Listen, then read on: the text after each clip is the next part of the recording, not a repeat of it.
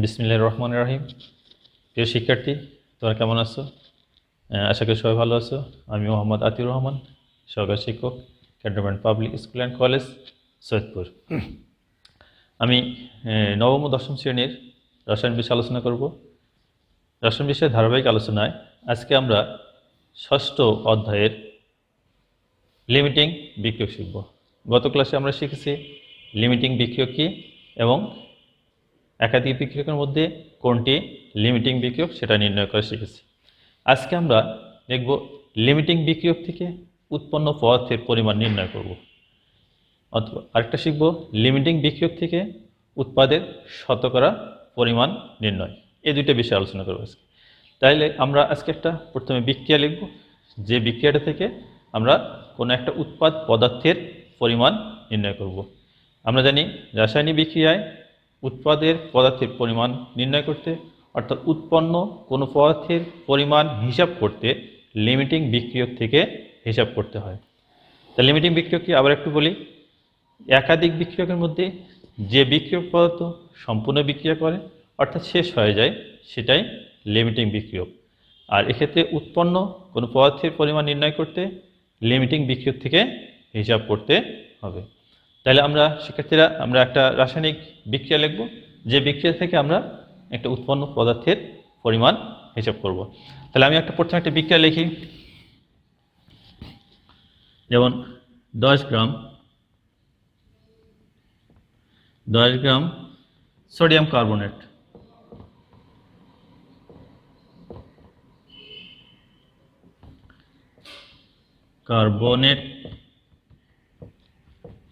সংকেত হচ্ছে Na2CO3। Sodium কার্বনেটকে 7 গ্রাম হাইড্রোক্লোরিক অ্যাসিড,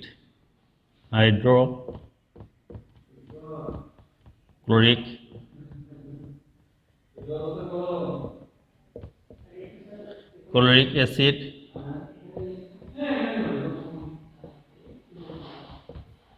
HCl এর সাথে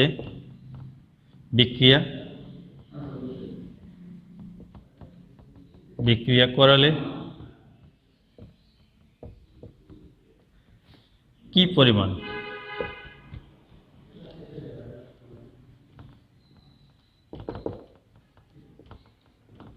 খাদ্য লবণ পাওয়া যাবে।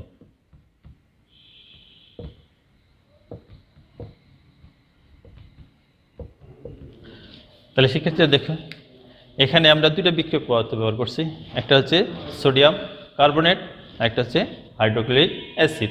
এই দুটো যখন বিক্রিয়া করা হবে তখন বিক্রিয়ার ফলে একটা যৌগ উৎপন্ন হবে, সেটা সোডিয়াম ক্লোরাইড। এখন এই সোডিয়াম ক্লোরাইডের পরিমাণটা নির্ণয় করতে গেলে আমাকে এই দুটো বিক্রিয়ক পদার্থের নির্দিষ্ট পরিমাণ দেওয়া আছে। এই পরিমাণ থেকে আমাকে হিসাব করতে হবে কোনটি লিমিটিং বিক্রিয়ক। যেটা হবে লিমিটিং বিক্রিয়ক, সেই বিক্রিয়ক থেকে আমরা উৎপন্ন এই সোডিয়াম ক্লোরাইডটা খাদ্য লবণ সোডিয়াম ক্লোরাইডের পরিমাণটা হিসাব করতে পারবো। তাহলে শিক্ষার্থীরা, তাহলে প্রথমে আমাকে কী করতে হবে, আগে আমরা বিক্রিয়াটা করব। বিক্রিয়াটা করে ওই বিক্রিয়া থেকে আমরা পরিমাণ হিসাব করে দেখব যে কী পরিমাণ পাওয়া যাবে। তাহলে এক্ষেত্রে আমি প্রথমে সোডিয়াম ক্লোরাইডের পরিমাণটা নির্ণয় করব। তাহলে আমি বিক্রিয়া লিখি। তাহলে বিক্রিয়াটা হচ্ছে আমার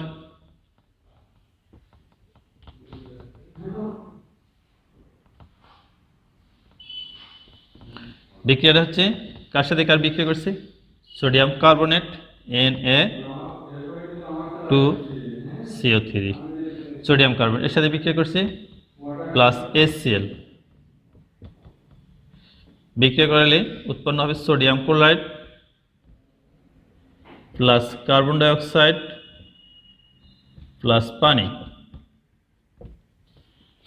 আমরা যদি বিক্রিয়ার সমতা করি, এখানে সোডিয়াম আছে দুইটা, তাহলে এই সোডিয়াম ক্লোরাইডের সামনে আমি দুইটাই,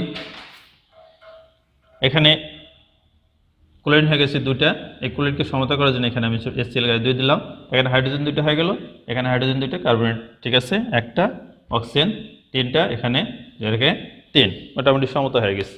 এবার আমরা পরিমাণগুলো লিখবো, তার আণবিক ভর নিচে নিচে লিখবো। তাহলে সোডিয়াম কার্বনেটের আণবিক ভর বের করি আমরা।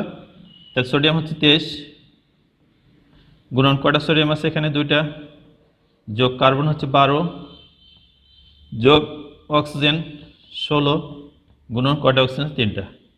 তাহলে এর মোট ভর হচ্ছে আমরা যদি হিসাব করি তাহলে পাবো 106। অনুরূপভাবে HCl এর বের করি। এস এর সামনে 2 আছে, হাইড্রোজেন 1 প্লাস ক্লোরিন হচ্ছে 35.5। তাহলে এখানে পাচ্ছি আমি 73। সোডিয়াম ক্লোরাইড বের করব।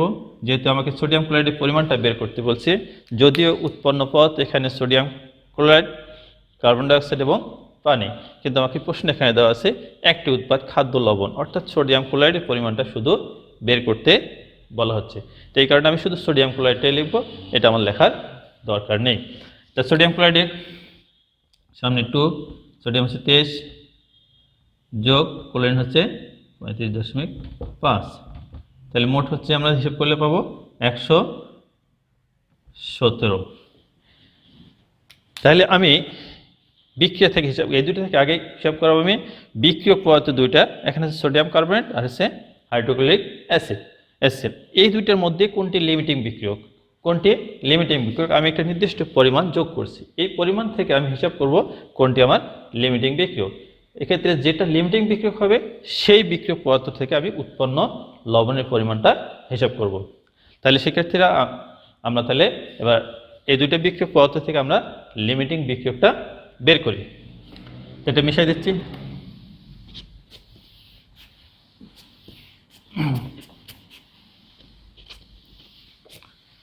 তাহলে আমি দুইটা বিক্রিয়ক পদার্থ থেকে লিমিটিং বের করব। তাহলে 106 গ্রাম সোডিয়াম কার্বনেট Na2CO3 বিক্রিয়া করে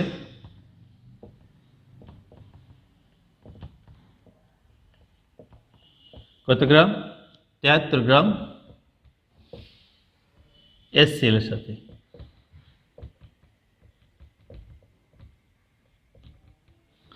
তাহলে আমি বিক্রিয়া দেখতে পেলাম যে 106 গ্রাম সোডিয়াম কার্বনেট বিক্রিয়া করে 73 গ্রাম HCl এর সাথে। তাহলে 1 গ্রাম এর জন্য কত দরকার, তাহলে 1 গ্রাম সোডিয়াম কার্বনেট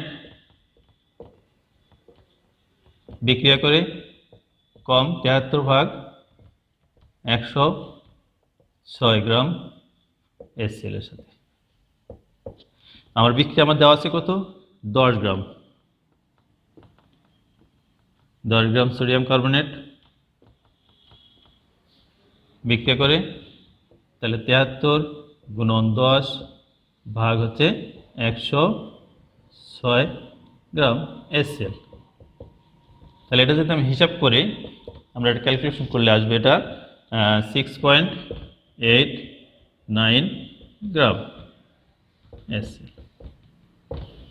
তাহলে সেক্ষেত্রে দেখো আমরা 10 গ্রাম সোডিয়াম কার্বনেটের জন্য আমার HCl দরকার 6.89 গ্রাম, কিন্তু বিক্রিয়া পাত্রে অর্থাৎ আমার উদ্দীপকে দেওয়া ছিল HCl দেওয়া ছিল 7, অর্থাৎ 7 গ্রাম দেওয়া ছিল, তো বেশি দেওয়া আছে, এই কারণে HCl হবে কি অবশিষ্ট থাকবে, তাই সোডিয়াম কার্বনেট হবে কি লিমিটিং বিক্রিয়ক। তাহলে এখান থেকে আমি লিমিটিং বিক্রিয়ক পেয়ে গেলাম। লিমিটিং বিক্রিয়ক সোডিয়াম কার্বনেট। তাহলে আমি লিমিটিং বিক্রিয়ক পেলাম সোডিয়াম কার্বনেট। এখন সোডিয়াম কার্বনেট থেকে আমি উৎপন্ন লবণের পরিমাণটা বের করব। তাহলে সোডিয়াম কার্বনেট থেকে উৎপন্ন লবণের পরিমাণ বের করব। তাহলে আমি সোডিয়াম কার্বনেট নিয়েছিলাম কত, 10 গ্রাম, অর্থাৎ 10 গ্রাম থেকে আমি উৎপন্ন লবণ সোডিয়াম ক্লোরাইড বা খাদ্য লবণের পরিমাণটা হিসাব করব। তাহলে এটা মিশিয়ে দিই আমি।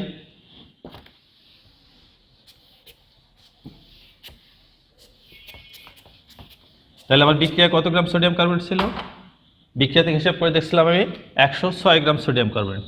তাহলে 106 গ্রাম সোডিয়াম কার্বনেট থেকে পাওয়া যায়, থেকে পাওয়া যায়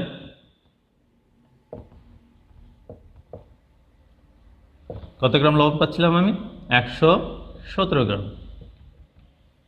গ্রাম সোডিয়াম ক্লোরাইড।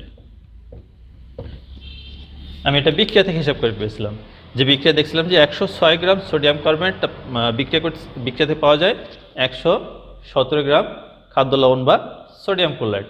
একে কত আর 10-এ কত, তাহলে 1 গ্রাম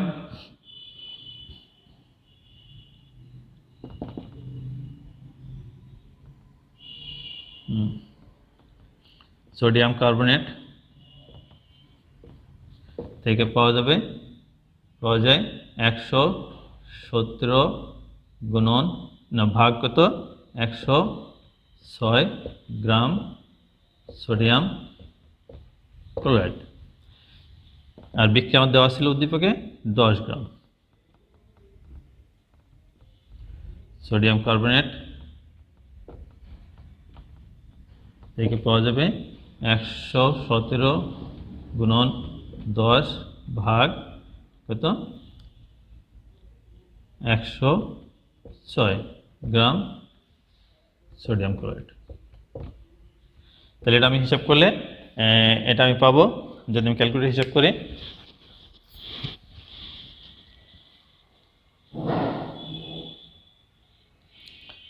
তাহলে আমরা আসতেছে 11.04 গ্রাম হিসাব করে পাচ্ছি আমি 11.04 গ্রাম সোডিয়াম ক্লোরাইড। তাহলে আমি হিসাব করে দেখলাম যে বিক্রিয়া থেকে আমি 11.1 গ্রাম সোডিয়াম ক্লোরাইড পাওয়া যায়। তাহলে আমরা বুঝলাম যে কোনো রাসায়নিক বিক্রিয়ায় একাধিক বিক্রিয়ক পদার্থ ব্যবহার করলে এক্ষেত্রে আমরা উৎপন্ন পদার্থের পরিমাণ নির্ণয় করতে হলে অবশ্যই আমাকে লিমিটিং বিক্রিয়ক থেকে হিসাব করতে হবে। তাহলে আমরা এখানে দুইটা পদার্থ ব্যবহার করছিলাম, একটা হচ্ছে সোডিয়াম কার্বনেট আর একটা হচ্ছে হাইড্রোক্লোরিক অ্যাসিড। এই দুটো থেকে আমি পেয়েছি লিমিটিং হচ্ছে সোডিয়াম কার্বনেট। সোডিয়াম কার্বনেট হিসাব করে দেখলাম যে এত গ্রাম খাদ্য লবণ পাওয়া যাবে। তাহলে উদ্দীপকের বিক্রিয়ায় সুতরাং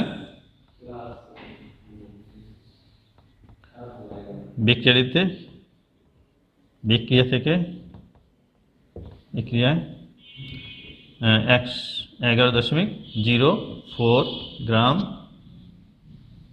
সোডিয়াম ক্লোরাইড NaCl পাওয়া যাবে।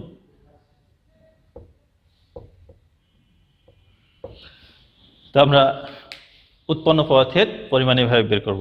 এবার আমরা দেখব যে কোনো রাসায়নিক বিক্রিয়ায় উৎপাদের শতকরা পরিমাণ হিসাব করব, অর্থাৎ একটা বিক্রিয়া থেকে কি পরিমাণ উৎপাদ উৎপন্ন হবে শতকরা পরিমাণ হিসাব করতে পারবো। তাইলে ওইরকম আমরা একটা বিক্রিয়া আবার লিখি,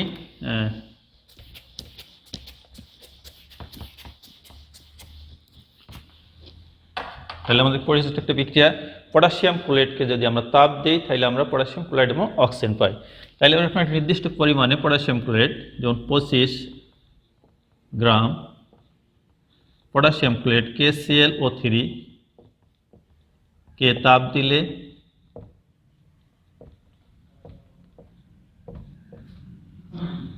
তাপ দিলে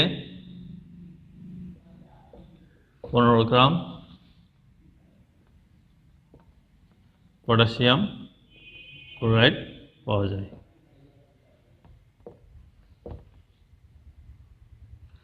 তোকে তাপ দিয়ে পটাশিয়াম ক্লোরাইড পাওয়া গেল। তাহলে এরকম একটা বিক্রিয়ায় যে একটা পদার্থ থেকে আমরা তাপ দিয়ে বা একটা রাসায়নিক বিক্রিয়া একটা নির্দিষ্ট পরিমাণ পদার্থ পেলাম, এখন আমি হিসাব করে দেখব যে আসলে বিক্রিয়া থেকে প্রকৃত কত গ্রাম পাওয়া যাওয়ার কথা, সেটা আমার হবে হিসাবকৃত পরিমাণ। সেখান থেকে আমি শতকরা পরিমাণ হিসাব করে দেখব যে এই বিক্রিয়ক পদার্থে কতটুকু বিক্রিয়া করছে বা কী পরিমাণ বিক্রিয়া করছে, এবং এক্ষেত্রে আমরা বিক্রিয়কের পরিমাণ হিসাব করতে পারবো শতকরা, আবার ভেজালের পরিমাণেও হিসাব করতে পারবো।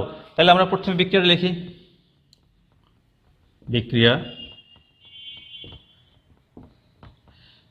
বিক্রিয়াটা কি? Potassium chloride KClO3। এই পটাশিয়াম ক্লোরাইডকে যদি তাপ দেওয়া যায় তাহলে potassium chloride KCl plus oxygen উৎপন্ন হবে। এখন আমি সমতা করলে এখানে অক্সিজেন 3টা আছে, এখানে 2টা আছে, যদি এখানে আমি 2 দিই তাহলে অক্সিজেন হয়ে গেল আমার 6টা, এখানে 3 করলাম 6টা, এখানে পটাশিয়াম 2, এখানে 2। যদি ভর বের করি আমি, পটাশিয়াম ক্লোরাইডের ভর কত? তাই 2 পটাশিয়ামের হচ্ছে 39 পারমাণবিক ভর, যোগ ক্লোরিন হচ্ছে 25.5, যোগ অক্সিজেন 16 গুণন কয়টা অক্সিজেন আছে? 3টা। আমরা এটা হিসাব করলে পাবো 245। অনুরূপভাবে এখানে পটাশিয়াম ক্লোরাইড যদি বের করি, পটাশিয়াম ক্লোরাইড, পটাশিয়াম হচ্ছে 39 যোগ ক্লোরিন হচ্ছে 35.5।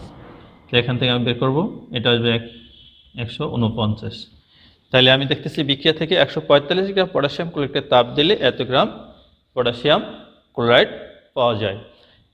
এখন আমি দেখব যে 25 গ্রাম থেকে কত পাওয়া যায়। এটা একটা বিক্রিয়া উদ্দীপকে হিসাব করে দেওয়া আছে যে 25 গ্রামকে তাপ দিয়ে তারা এত গ্রাম পেয়েছে।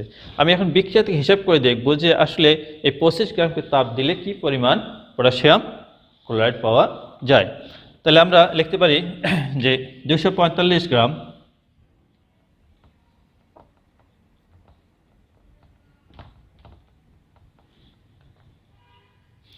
KClO3 কে তাপ দিলে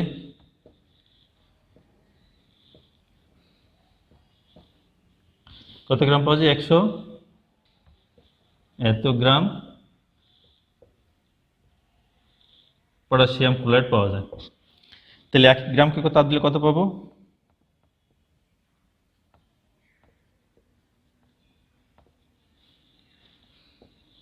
তাপ দিলে পাবো 149/245। আমার দেওয়া আছে কত গ্রাম? 25 গ্রাম। তাহলে 25 গ্রাম পটাশিয়াম ক্লোরাইড কে তাপ দিলে পাবো 149 গুণন 25/245।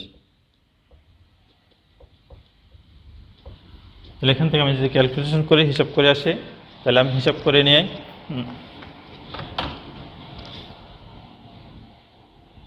তাহলে 149 গুণন 25/245, তাহলে 15.20 গ্রাম। তাহলে আমি এত গ্রাম পটাশিয়াম, এত গ্রাম আমি কি পাচ্ছি? Potassium chloride. এটা আমার বিক্রিয়ার হিসাব থেকে, এটা হচ্ছে আমার প্রাপ্ত উৎপাদ। প্রাপ্ত উৎপাদ দেওয়া আছে 15 গ্রাম, আমি হিসাব করে দেখতেছি 15.20 গ্রাম পাওয়া যাচ্ছে। এত গ্রাম পটাশিয়াম ক্লোরাইড পাওয়া যাচ্ছে। তাহলে আমার হিসাবকৃত হচ্ছে এটা হচ্ছে প্রাপ্ত উৎপাদ। এটা আমরা এখন উৎপাদের পরিমাণ নির্ণয়ের যে সূত্রটা আছে সেই সূত্রের সাহায্যে আমরা উৎপাদের শতকরা পরিমাণ হিসাব করব। তাহলে উৎপাদের শতকরা পরিমাণ সমান আমরা যে সূত্র থেকে বের করব সেটা হচ্ছে উৎপাদের শতকরা পরিমাণ। তাহলে উৎপাদের শতকরা পরিমাণ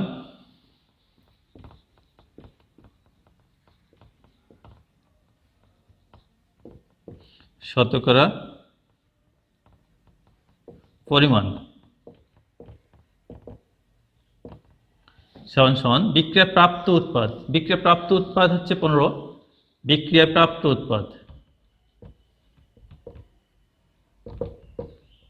উৎপাদ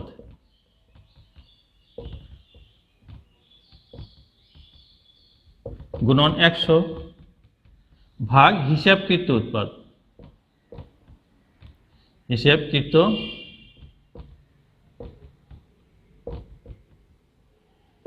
তোমার প্রাপ্ত উৎপাদ দেওয়া ছিল 15 গুণন 100 ভাগ হিসাবকৃত ছিল।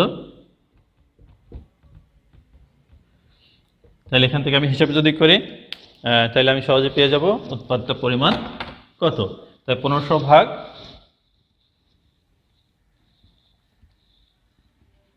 1500 ভাগ 15.20, তাহলে 98.68 এত %। তাহলে আমরা এখান থেকে আমরা উৎপাদের শতকরা পরিমাণ হিসাব করতে পারবো। তাহলে সেক্ষেত্রে আমরা বুঝলাম যে উৎপাদের শতকরা পরিমাণ হিসাব করতে আমরা এইভাবে নির্ণয় করতে পারবো। তাহলে আমরা লিমিটিং বিক্রিয়ক থেকে উৎপাদের পরিমাণ বের করতে পারবো এবং উৎপাদের শতকরা পরিমাণ হিসাব করতে পারবো। ঠিক আছে, সবাই ভালো থাকে, সুস্থ থাকে, আল্লাহ হাফেজ।